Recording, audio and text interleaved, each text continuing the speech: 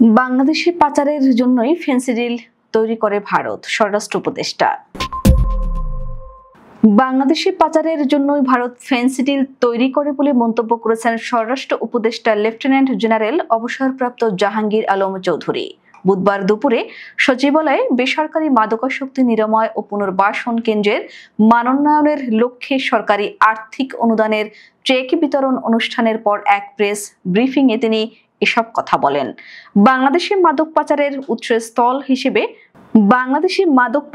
উৎসস্থল হিসেবে ভারত ও মিয়ানমারকে উল্লেখ করেছেন স্বরাষ্ট্র মন্ত্রণালয়ের উপদেষ্টা লেফটেন্যান্ট জেনারেল অবসরপ্রাপ্ত জাহাঙ্গীর আলম। তিনি বলেন, বাংলাদেশে পাচারের জন্যই ভারত ফেন্সিডিল উৎপাদন করে আর মিয়ানমার সীমান্ত দিয়ে সবচেয়ে বেশি ইয়াবা প্রবেশ করে। তিনি বলেন, দেশের দুটি বিষয় এখনো পুরোপুরি নিয়ন্ত্রণ করা যাচ্ছে না, একটি হলো দুর্নীতি, অন্যটি মাদক। এই দুটি সমস্যা মোকাবিলায় সরকার নানামুখী পদক্ষেপ নিয়েছে।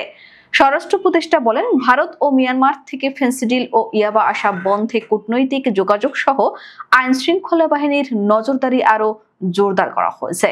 উল্লেখ্য, দেশের সীমান্তবর্তী বিভিন্ন অঞ্চল দিয়ে মাদক আসার 146টি অরক্ষিত পয়েন্ট চিহ্নিত করেছে মাদকদ্রব্য নিয়ন্ত্রণ অধিদপ্তর।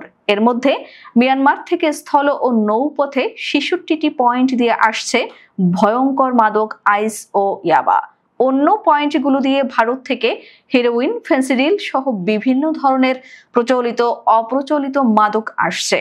এই পয়েন্টগুলো দেশের 19টি সীমান্তবর্তী জেলার মধ্যে পড়েছে। অধিদপ্তর বলছে, পয়েন্টগুলো অরক্ষিত থাকায় সহজেই দেশে মাদক আসছে। মাদকদ্রব্য নিয়ন্ত্রণ কর্মকর্তারা বলছেন, বিভিন্ন রুটে ভারত থেকে মাদক আসায় ভয়াবহ ঝুঁকিতে রয়েছে দেশ।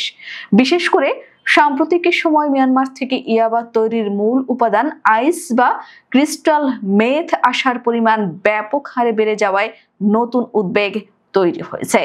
এমন পরিস্থিতিতে দেশে আন্তর্জাতিক মাদক বিরোধী দিবস পালিত হচ্ছে। এবার দিবসের প্রতিপাদ্য, মানুষই মুখ্য, মাদককে না বলুন, শক্তিশালী প্রতিরোধ গড়ে তুলুন। যশোর, চুয়াডাঙ্গা ও মেহেরপুরের 13টি পয়েন্ট দিয়ে দেশে ঢুকছে ফেন্সিডিল। উত্তরাঞ্চল ও পূর্বাঞ্চলের 8 জেলার 29টি পয়েন্ট দিয়ে ফেন্সিডিল ও গাঁজা আসছে। এর মধ্যে পূর্বাঞ্চলের কুমিল্লার 9টি পয়েন্ট এবং ব্রাহ্মণবাড়িয়ার 6টি পয়েন্ট চিহ্নিত করা হয়েছে। ডিএনসি বলছে, চলতি বছরের প্রথম 7 মাসে দেশে 66 কেজি আইস ও ক্রিস্টাল ম্যাথ উদ্ধার হয়েছে। 2019 সালের শুরুর দিকেও দেশে অপ্রচলিত মাদক ছিল আইস, তবে এখন এটি অপ্রচলিত কোনো মাদক নয়। শুরুতে পরীক্ষামূলকভাবে ইয়াবার চালানের সঙ্গে অল্প পরিমাণে আইস আসতো।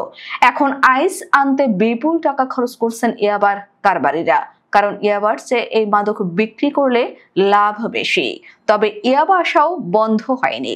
ডিএনসি বলেছে, দেশের পশ্চিমাঞ্চলের নওগাঁ জেলার সীমান্তবর্তী 7টি নতুন রুট দিয়ে ফেন্সিডিল আসছে। সাতক্ষীরার 7টি পয়েন্ট দিয়ে আসছে ফেন্সিডিল ও ইয়াবা। রাজশাহী, চাঁপাইনবাবগঞ্জ, জয়পুরহাট ও দিনাজপুরের 24টি পয়েন্ট দিয়ে ফেন্সিডিলের পাশাপাশি হেরোইন আসছে। এছাড়া যশোর, চুয়াডাঙ্গা ও মেহেরপুরের 13টি পয়েন্ট দিয়ে দেশে ঢুকছে ফেন্সিডিল।